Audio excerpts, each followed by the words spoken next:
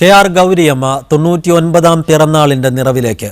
1919 July 14 മിഥുനമാസത്തിലെ Thiruvonam നക്ഷത്രത്തിൽ ജനിച്ച ഗൗരിയമ്മ നാളെയാണ് പിറന്നാൾ ആഘോഷിക്കുന്നത്.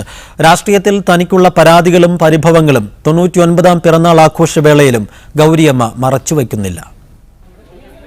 ആലപ്പുഴക്കാർക്ക് കുഞ്ഞമ്മയായ ഗൗരിയമ്മയുടെ പിറന്നാളിന് ആശംസകൾ നേരാൻ നിരവധി ആളുകളാണ് ചാത്തനാട്ടെ വസതിയിൽ എത്തുക.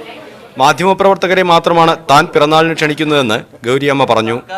ഇതോടൊപ്പം തന്റെ പാർട്ടിയായ JSS ഇടതുമുന്നണിക്കൊപ്പം നിന്നിട്ടും ഘടകകക്ഷിയാക്കുന്ന കാര്യം പറയാൻ വൈക്കം വിശ്വനോ കോടിയേരി ബാലകൃഷ്ണനോ വന്നില്ലെന്ന പരിഭവവും മാധ്യമപ്രവർത്തകരോട് പങ്കുവച്ചു. വിശ്വനും വന്നില്ല, കോടിയേരിയും വന്നില്ല. കോടിയേരിയുടെ കാര്യം പറഞ്ഞത് അവരാണ് വലിയ പാർട്ടി ആ കൂട്ടത്തിൽ. അതുകൊണ്ട് പണ്ട് ഗൗരിയമ്മ മുഖ്യമന്ത്രിയാവുമെന്ന് പ്രചരിപ്പിച്ച് വിജയിച്ച തെരഞ്ഞെടുപ്പിന് ശേഷം EMS തന്നെ മുഖ്യമന്ത്രിയാക്കാതിരുന്നത് താണജാതിക്കാരിയായതിനാലാണെന്നും ഗൗരിയമ്മ പറഞ്ഞു.